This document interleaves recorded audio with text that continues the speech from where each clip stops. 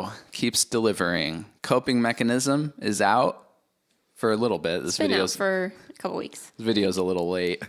We had some stuff going on. But we've listened to it a few times. We want to talk about it. We like it. This is Not Every Single. I'm Joe. And I'm Stephanie. All right, let's get into it. Coping Mechanism. What'd you think? I loved it. I loved it just as much as I loved Lately I Feel Everything, which I was surprised to look back and see like, oh man, that was like a couple years ago. I just went to adjust my glasses. Oh. Yeah, that was like 2020. And it doesn't seem like that long because I was still listening to that record periodically. Yeah, I listened to it a lot. It's a short record. And I think I still like that one at this point better because I'm just more familiar with it. You know, I've listened to this new one a couple times and it's really good. And also like that was my first introduction to like this WILLOW. Yeah, I mean, probably for most people, right? Yeah, and I was so impressed, and I just keep returning to that one. It's great. They go together such a nice pair. Mm-hmm. You know, I kind of wish that if you look at the album art for the single Transparent Soul, it's her with that St. Vincent signature model guitar. And I really wish that was the Lately I Feel Everything cover because that would perfectly match with this one where it's like smashing through a TV because these records really go together. Mm-hmm. They're a nice pair. I don't want it to be a trilogy. I want her to evolve after this. But I feel like this was the right move. What are you doing? I was just pulling up I wanted to look at, the art's so cool. The art is so good on this album. It's really awesome. I was just checking to see when Maybe It's My Fault came out because that was in June. That was in June, so it's been a little bit. I remember hearing, some songs they were kind of trickling out, but it's not too far out. Yeah, this is I've listened to it a few times, and I think this was the right move to make, which is make sort of a slight evolution on that last record. Mm-hmm. It was more of the same, but in a good way where the riffs are more refined and better. The production is a little more crisp and punchy. It's like everything's just leveled up a bit. Of course, you don't have Travis Barker drumming on any of the songs here. Yeah. Because that was a really great drum part on Transparent Soul. Yeah. I was like, man, forget the Blink reunion. I just want them to be a band. They should just be a band. Yeah. They were a good duo. Yeah. But yeah, this is in my mind, the opener has it all. What's that first song called? Maybe It's My Fault. Yeah. Maybe It's My Fault. That's the album opener. Oh, I don't know. Hold on. Yeah. Yeah. That's got it all. I mean, that introduces the record. You're hearing, okay, the riffs have leveled up. The production's leveled up. Even her singing is leveled up a little bit. Which is a lot to say because she's incredibly talented from the get-go. Yeah. Like some of the notes she's reaching on Transparent Soul is beyond even some pretty professional singers. That's what kept me coming back. You know, a hook like Transparent Soul is very unique. It's unique for that genre. And it's just a unique spin on it. And that kept me coming back to the record. So launching right into Maybe It's My Fault, which I think I had heard before the record came out. Mm-hmm. But I kind of just I listened to it once and was like, okay, I'm excited. I'm going to forget I heard that and wait for the record. And when I was ready, which is why this video is a little late, listening to the album and just hearing this is an even more confident version of the last record. Mm-hmm. Great. That's exactly what I wanted.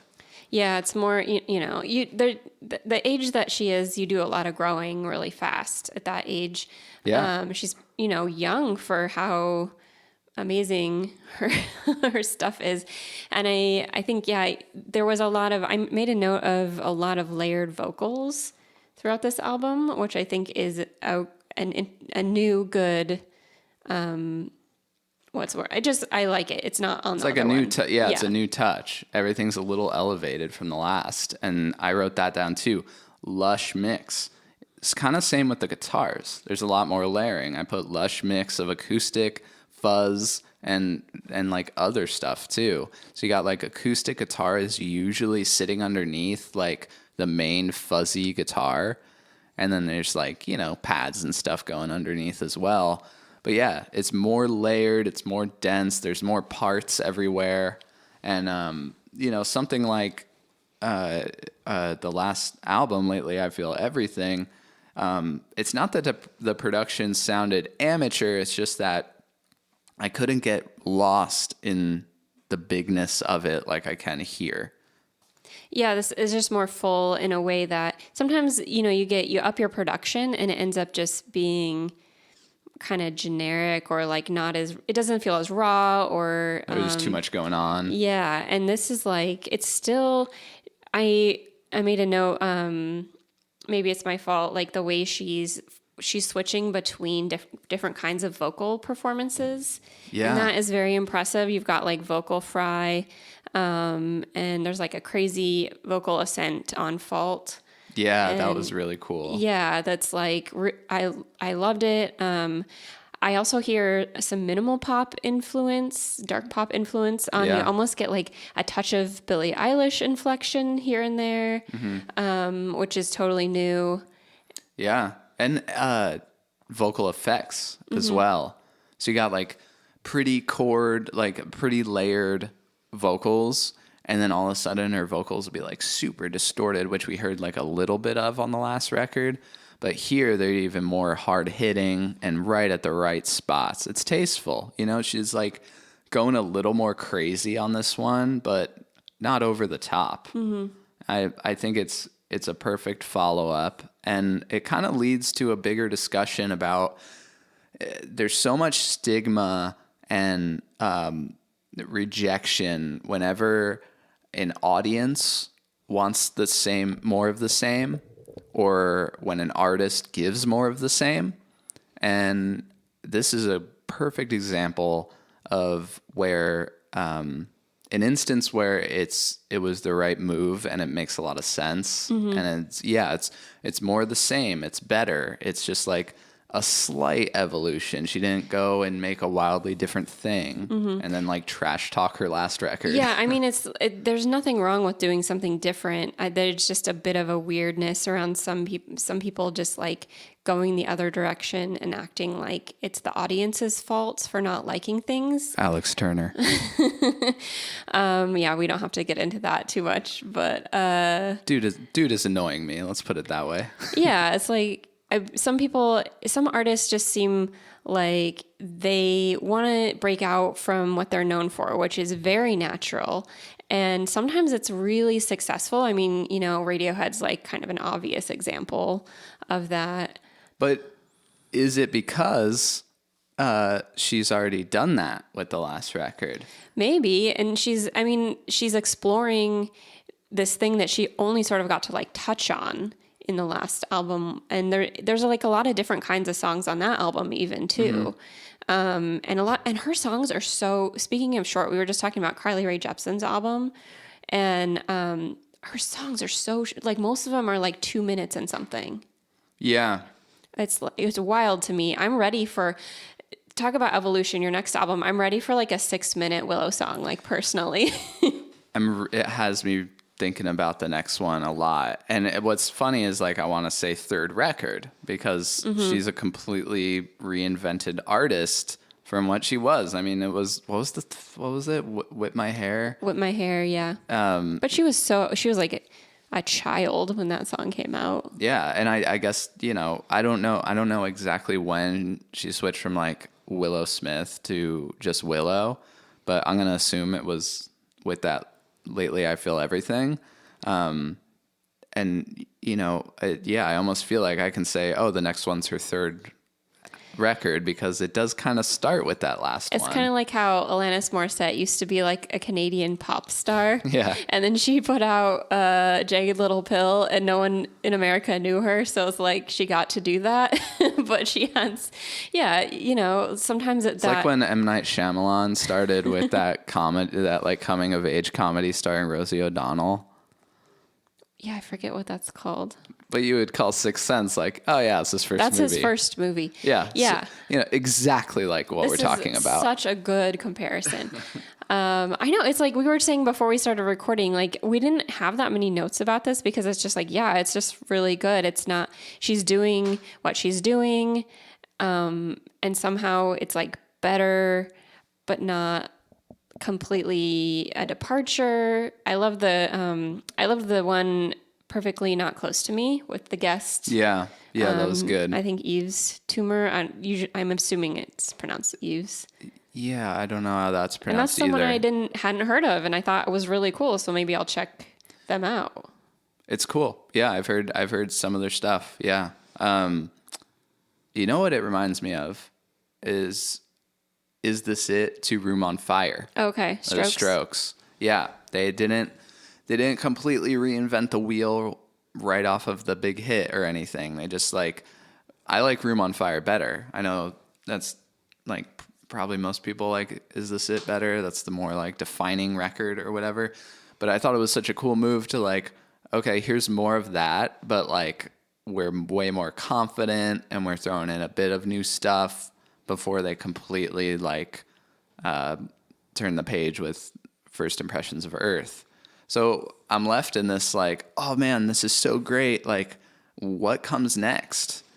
I know that's really exciting too, because I don't think she's gonna rest on her laurels or whatever and just be like, this is the kind of artist I am. I think she's gonna keep pushing. There's gonna be a new era, a new like reinvention coming on quick, I feel like. Yeah, I don't know. I mean, I feel like this album, I want this album to be like in the zeitgeist for a while. And I'm not exactly sure what the conversation is around it. I honestly haven't really looked into it too much. Yeah, I think that the last one made a bigger splash. I guess it helped that she had Travis on that song and they like played it together on like Jimmy Kimmel or whatever. I don't know how this is doing, but I know she's on tour. I would go see that. I would totally go see that. I think that would be amazing. Yeah, I don't know what comes next, but I am reminded of Poppy. You got like I Disagree More, the like deluxe edition, and then Flux, and now she's got this new EP. It's sort of a similar trajectory where it was like, here's my new thing, different than before. Here's a more confident version of it even. And now I'm starting to kind of change a little bit. And now that is just like a move I have in my back pocket, And I can see a similar direction here with Willow. We'll see what happens. Yeah, she's clearly, she knows what works for her. And she's so incredibly vocally talented. She could literally make any kind of music.